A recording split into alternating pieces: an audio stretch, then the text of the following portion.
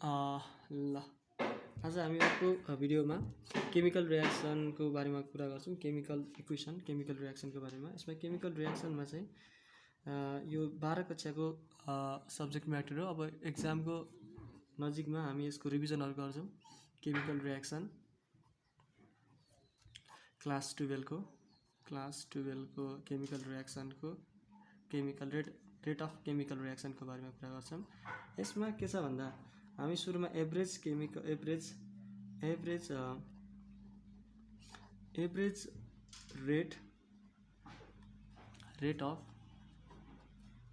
Of chemical रियाक्सनको कुरा गर्छौँ। यो भनेको चाहिँ के हो भन्दा जब ए भन्ने मलिकुल बी भन्ने मलिकुलमा कन्भर्ट भइरहेको अवस्थामा अब ए मलिकुल चाहिँ कति स्पिडले चाहिँ बी मलिकुलमा कन्भर्ट हुन्छ भन्ने एउटा मेजरमेन्ट गर्ने टुल हो। जसमा केमिकल रियाक्सन अब what is average rate of chemical reaction भन्यो भने हामी के भन्छौँ भन्दा the rate of any reaction, कुनै पनि reaction rate of any reaction measured over a certain period of time is called average rate of chemical reaction।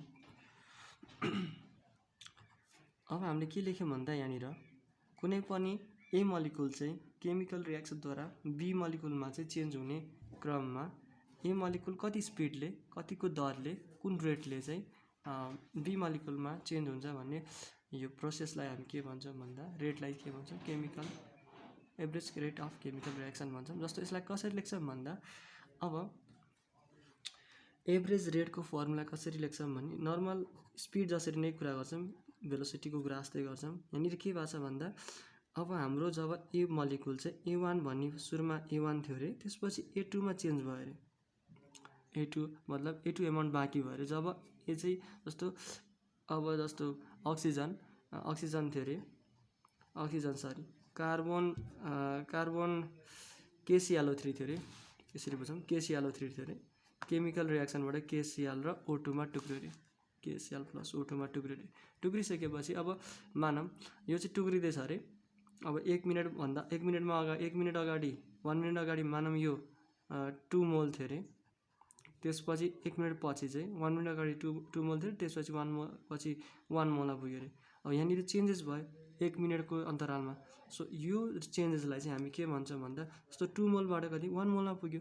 So हामी के गर्छौँ भन्दा A2 माइनस A1 यसको मलिकुललाई अथवा कन्सन्ट्रेसनलाई माइनस गर्छौँ, अपनमा T2 माइनस T1 गर्छौँ।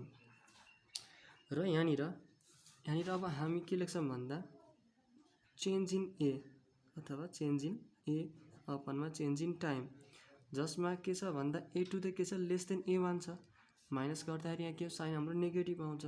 So rate of average rate चाहिँ केमा छ, नेगेटिभमा छ। नेगेटिभमा हुनुको मतलब चाहिँ के छ भन्दा हाम्रो मलिकुल कन्सन्ट्रेसन घटिरहेको छ, ए को चाहिँ रियाक्टेन्टको कन्सन्ट्रेसन घटिरहेको छ र कन्सन्ट्रेसन अफ प्रडक्ट चाहिँ बढिरहेको छ भन्ने कुरा देखिन्छ। यहाँबाट अब इन्स्टानियस 2 मा जाउँ। इन्स्टानियस रेट अफ केमिकल रियाक्सन। यसमा चाहिँ के छ भन्दा यसमा मेन कुरा के छ भने जब एभरेज रेट चाहिँ हामीले एकदम छोटो समयमा जब हामीले यति छोटो समयको लागि चाहिँ हामीले एभरेज रेट हेऱ्यो भने त्यो बेलामा चाहिँ हामीले के भन्छौँ भन्दा त्यसलाई चाहिँ हामी इन्स्टानियस रेट भन्छौँ। इन्स्टानियस रेट कुन दरमा चाहिँ केमिकल रियाक्सन भइरहेको छ भन्ने कुरा हेर्ने भने एकदम छोटो समयको लागि हेर्ने भने छोटो समयमा त्यसलाई चाहिँ हामी के भन्छौँ इन्स्टानियस रेट भन्छौँ। जसको फर्मुला चाहिँ के हुने भयो भन्दा हामी एभरेज रेटलाई नै एभरेज रेटलाई नै एकदम थोरै टाइममा हेर्छौँ र यसको भ्यालु चाहिँ कति हुन्छ भन्दा हामी गर्न सक्छौँ डेल अब लिमिटको टर्ममा हेर्दा limit del T tends to 0 minus del A अपनमा डेल टी र यसरी हेर्ने भने यो चाहिँ के भयो माइनस डिए बाई डिटी भयो। यसरी हामी बुझ्न सक्छौँ यो भनेको हाम्रो इन्स्टान्टेनियस रेट र जसलाई हामी के पनि भन्छौँ भन्दा केमिकल रेट पनि भन्छौँ, रेट अफ केमिकल रियाक्सन। यसलाई हामी के पनि भन्छौँ रेट अफ केमिकल रियाक्सन पनि भन्छौँ, केमिकल रियाक्सन भन्छौँ। अब हामी स्टोकियोमेट्री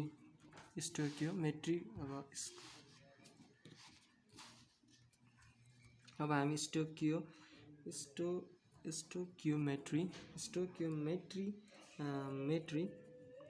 स्टोकियोमेट्री अथवा मेजरमेन्ट अफ केमिकल। अब हामी स्टोकियोमेट्री अनुसार होइन on the basis of stoichiometry of रियाक्सनको अनुसार हेर्छौँ। यसमा चाहिँ के कुरा गर्छौँ भन्दा अब जब एक्जाम्पलको लागि एउटा लिउँ N2O5 N2O5 छ अरे नाइट्रोजन पेन्टअक्साइड जो चाहिँ टुक्रेर नाइट्रोजन डाइअक्साइड र अक्सिजनमा टुक्रेको छ र यहाँनिर ब्यालेन्स गरौँ यहाँ 2 ले मल्टिपल गर्दा 4 भयो र यहाँ 4 ले मल्टिपल गरिदिउँ अनि अब अक्सिजन 8 भयो त्यो सबै ब्यालेन्स भयो र अब अक्सिजन ब्यालेन्स भयो नाइट्रोजन पनि ब्यालेन्स भयो 8 2 10 ल। अब यहाँनिर के छ भन्दा अब हामी यो स्टोकियोमेट्री रियाक्सनलाई चाहिँ मतलब यो केमिकल रियाक्सनलाई चाहिँ हामी स्टोकियोमेट्री अनुसार स्टडी गर्दा हामी चाहिँ यसलाई केमा गर्छौँ भन्दा मोलमा गर्छौँ। यसको मोल चाहिँ अनि यहाँ कति छ 2 मोल छ, सुरुमा कति छ 2 मोल छ। यो 2 मोल टुक्रिँदा कति मोलको नाइट्रोजन डाइअक्साइड 4 मोलको नाइट्रोजन डाइअक्साइड र 1 मोलको अक्सिजन बनिरहेको छ। हामी यसरी हेर्छौँ र अब यसलाई कसरी पनि लेख्न सक्छौँ भन्दा अब भर्खर हामीले रेट अफ रियाक्सनको फर्मुला के लेख्यौँ अब रेट अफ फर्मेसन। अब हामी सबै हरेक टर्मलाई त्यसको यो चाहिँ बनिरहेको छ अनि यो टुक्रिरहेको छ डिकम्पोजिसन भइरहेको छ यो चाहिँ के भइरहेको छ भन्दा यो चाहिँ हाम्रो फर्मेसन भइरहेछ यो पनि फर्मेसन भइरहेछ। अब so rate of formation of अक्सिजनको लिउँ rate of formation of O2 यो लिँदाखेरि यसको हामी यो चाहिँ फर्मेसन भइरहेछ प्लस लिन्छौँ यो चाहिँ बढिरहेछ यसको मोलिकुल चाहिँ बढिरहेछ भने यसको मोलिकुल चाहिँ के चाहिँ घटिरहेछ। सो हामी यहाँनिर अघि जसो ए चाहिँ हाम्रो के भइरहेछ डिकम्पोजिसन भइरहेछ जसलाई हामी नेगेटिभ साइन लियौँ। अब यहाँनिर के छ फर्मेसन भइरहेछ हामी के लिन्छौँ यहाँ प्लस साइन लिन्छौँ प्लस अब यो मोलार कन्सन्ट्रेसन यसलाई यसरी हामी लेख्नुको मन यो चाहिँ मोलार कन्सन्ट्रेसन हो अपनमा अब चेन्ज इन टाइम यसरी चेन्ज इन अब molar concentration change in oxygen अपनमा चेन्ज इन टाइम गर्छौँ। यो चाहिँ फर्मेसन अफ के हो हाम्रो अक्सिजन यति गऱ्यौँ।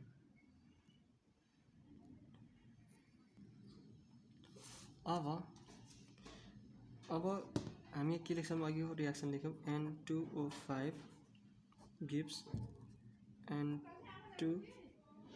NO2 प्लस O2 थियो र यसलाई चाहिँ हामीले 2 ले मल्टिपल गरेर 4 बनाएको थियो र यसलाई हामीले 4 ले मल्टिपल गरेको थियो यसरी हाम्रो 10 अक्सिजन भएको थियो। ल अब चाहिँ हामीले फर्मेसन अफ अक्सिजन लेख्यौँ। अब फर्मेसन अफ अब decomposition rate of decomposition of N2O5 यसरी लेखौँ। यसलाई कसरी लेख्न सकिन्छ भन्दा यो भनेको चाहिँ के चाहिँ घटिरहेको छ minus molar concentration change in molar concentration of N2O5 अपनमा डेल टी। अघि हामीले के rate of formation of NO2 भनेको के लेख्यौँ हामीले यो चाहिँ के छ प्लस भइरहेछ अब अक्सिजन अब NO2 यसलाई चाहिँ लेखौँ के भयो change in molar concentration of NO2 अपनमा चेन्ज इन टाइम। अब यहाँनिर टोटल टाइमले भाग गरेर रेट आयो। अब यहाँ के भइरहेको छ भन्दा यो रियाक्सनमा रेट अफ डिकम्पोजिसन चाहिँ के छ भन्दा रेट अफ यसको भन्दा 4 गुणाले के छ हाम्रो बढी छ भन्ने 2 गुणाले बढी छ भन्दा नि बुझ्दा हुन्छ।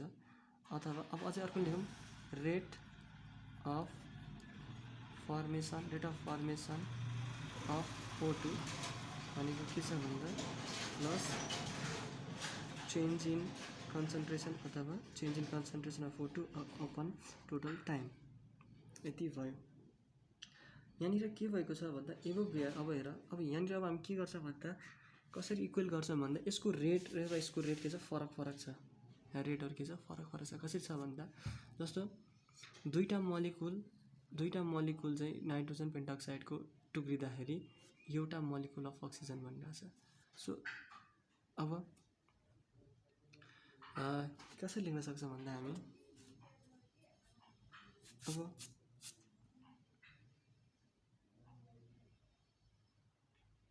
अब हेरौँ जस्तो कसरी लेख्न सकिन्छ भने अब हामी कसरी लेख्न सक्छौँ भने अब यिनीहरूलाई इक्वल गर्नु पऱ्यो भने यिनीहरूको रेट अफ होइन डिकम्पोजिसन फर्मेसनलाई इक्वल गर्ने हो भने के टर्मले यो स्टोकियोमेट्रिक कोएफिसिएन्टहरूले भाग गर्नुपर्ने कुरालाई हामी बुझाउँछौँ। जस्तो अब ट्वाइस द अब हामी कसरी लेख्न सक्छौँ भन्दा अब नाइट्रोजन पेन्टाक्साइड के छ, नाइट्रोजन पेन्टाक्साइड हाम्रो यहाँ के भइरहेको छ भन्दा 2 मोलिकुल डिकम्पोज हुँदा 1 मोलिकुल अफ अक्सिजन भनिरहेछ। सो यो चाहिँ छिटो डिकम्पोज भइरहेछ, यो चाहिँ ढिलो भनिरहेछ। सो अब रेट अफ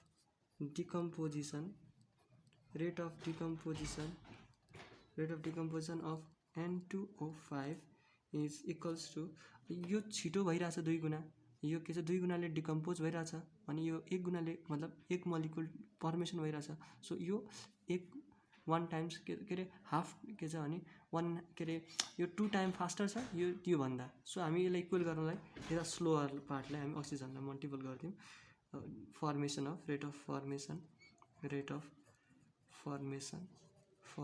अफ यति भयो rate of formation of oxygen.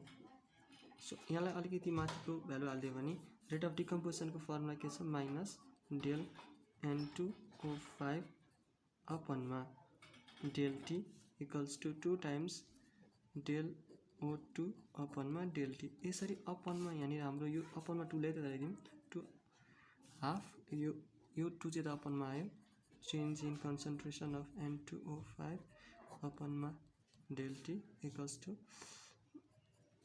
Change in concentration of oxygen अपनमा del T।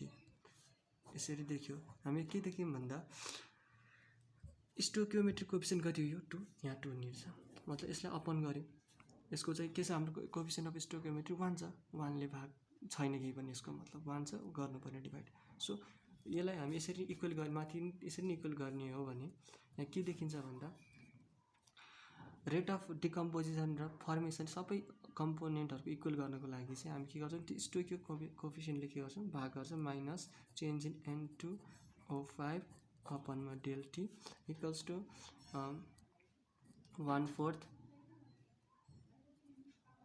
Change in concentration of NO2 del T यो equals to change in concentration of oxygen अपनमा डेल T। यसरी हामी चाहिँ अब यसलाई चाहिँ भिजुअलाइज गरेर अब हामी एउटा नर्मल के छ अरे ए प्लस स्मल बी रियाक्सनबाट चाहिँ CC प्लस CC र DD छ भने यस्तो मोलिकुलहरू बनिरहेको छ भने कम्बाइन भएर अब हामी स्टोकियोमेट्रिकको एउटा रिलेसन कसरी लेख्न सक्छौँ ए र डिकम्पोजिसन अफ ए अपनमा DT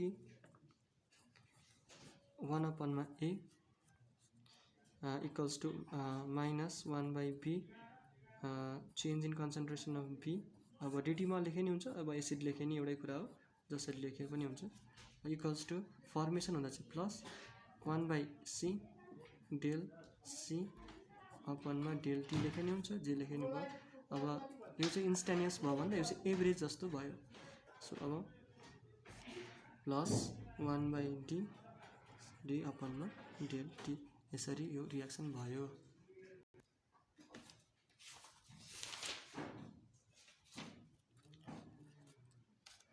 हामी अब अर्डर अफ रियाक्सनको कुरा गर्छौँ। अर्डर अफ रियाक्सनमा चाहिँ के छ भन्दा मेन कुरा जस्तो कुनै पनि रेट अफ रियाक्सन चाहिँ जस्तो ए र बी जोडेर सी र डी भन्ने दुईवटा कम्पोनेन्ट दुईवटा प्रडक्टहरू बनेको छ, दुईवटा रियाक्टेन्टबाट दुईवटा प्रडक्टहरू बनेको छ भन्दा हाम्रो रेट अफ रियाक्सन चाहिँ कसरी डिफाइन गरिएको छ? रेट अफ रियाक्सन चाहिँ के हुन्छ? Directly proportional to the function of concentration of A raised to the power n and concentration of B raised to the power of n m छ। यसरी यहाँ छ वेयर जहाँ चाहिँ हामी m र n लाई चाहिँ के भन्छ? m and r order ORDR order of reaction. हामी m र n लाई चाहिँ के भन्छ भन्दा अर्डर अफ रियाक्सन भन्छ। यसरी बुझ्नु पर्यो। र यसरी गइसकेपछि m र अनि टोटल अर्डर भनेको चाहिँ n प्लस m हुन्छ।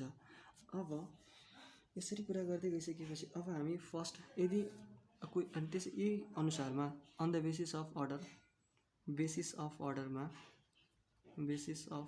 अर्डरमा रियाक्सनहरू एउटा त फर्स्टमा जेरो अर्डर हुने भयो, जेरो अर्डर रियाक्सन हुने भयो। जेरो अर्डर रियाक्सन भनेको n को भ्यालु 0 अथवा m प्लस n को भ्यालु 0। अब यदि फर्स्ट अर्डरको छ भने फर्स्ट अर्डर रियाक्सन छ भने n को भ्यालु कति हुन्छ? 1। सेकेन्ड अर्डरको छ त्यसरी नै के हुन्छ? n को भ्यालु सेकेन्ड अर्डरको छ भने n को भ्यालु कति हुने? 2। यसरी हाम्रो कुराहरू जान्छ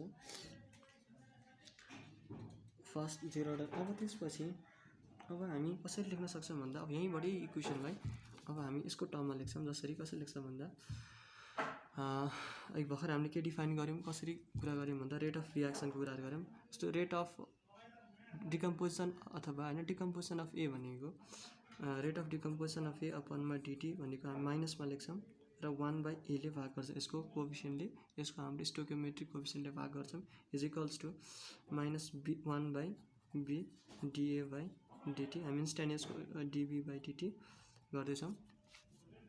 यसरी अब प्लस 1/c dC/dt गर्छौँ। यो नि कन्सन्ट्रेसन अफ के हो? बी हो। कन्सन्ट्रेसन अफ यो कन्सन्ट्रेसन छ, कन्सन्ट्रेसन जे पनि हुनसक्छ। कन्सन्ट्रेसन मोल पर भोल्युम पनि हुनसक्छ, मोल पर लिटर पनि हुनसक्छ। त्यही भएर कन्सन्ट्रेसन चाहिँ मोल पर लिटर हो। अहिले हामी यो छोड्दिउँ, मोल पर लिटरमा कुरा गर्छौँ। कन्सन्ट्रेसन भनेको चाहिँ मोल पर लिटरको छ।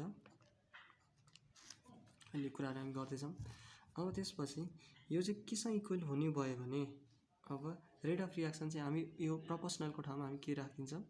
के राखिदिसकेपछि के प्रोपोर्सनललाई इक्वल राख्नलाई के अनि ए को पावर n बी को पावर m गर्छौँ। यो हाम्रो एउटा जेनरल फर रियाक्सन रिलेसन भयो। अब यसै गरिदिसकेपछि अब हामी के कुरा गर्छौँ भन्दा यो गरिसकेपछि हामी अब जेरो अर्डरको कुरा गर्छौँ। जेरो अर्डरको कुरा गरौँ। जेरो अर्डर रियाक्सन, यो रियाक्सनमा चाहिँ कन्सन्ट्रेसनमा के हुँदैन? भर पर्दैन। Rate of reaction does not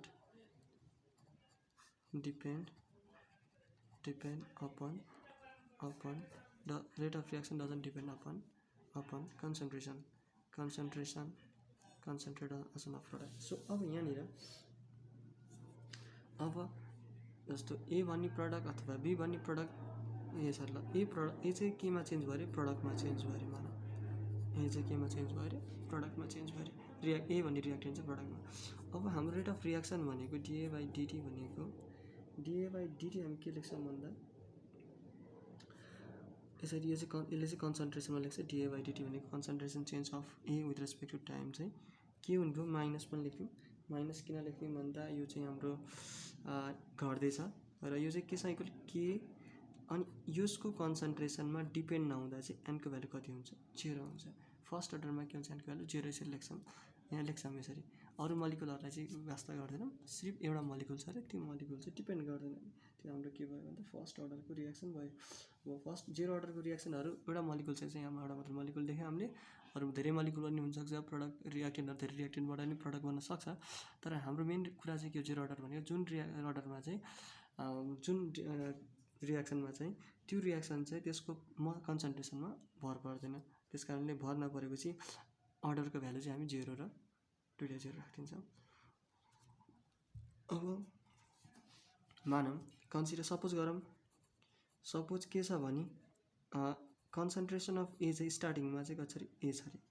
अब कुनै टाइम पछि केमा पुग्यो, ए को चाहिँ कन्सन्ट्रेसन चाहिँ कतिमा पुग्यो अरे, एक्समा पुग्यो अरे। सो अब हाम्रो डिए बाई अब हाम्रो ए कति भयो त, सपोज अब ए कति भयो त, अब भनेपछि कति चेन्ज आयो त एमा होइन। एमा चेन्ज कति आयो भन्दा चेन्ज कति आयो, चेन्ज भनेको ए माइनस एक्स भयो। सो अब यहाँनिर के राख्छौँ हामी, ए माइनस एक्स राख्छौँ विथ रेस्पेक्ट टु टाइम। अब यहाँनिर के भयो, के इक्वल्स टु। सो यहीँबाट अब के गरौँ, यसलाई डिफ्रेन्सिएट गरौँ।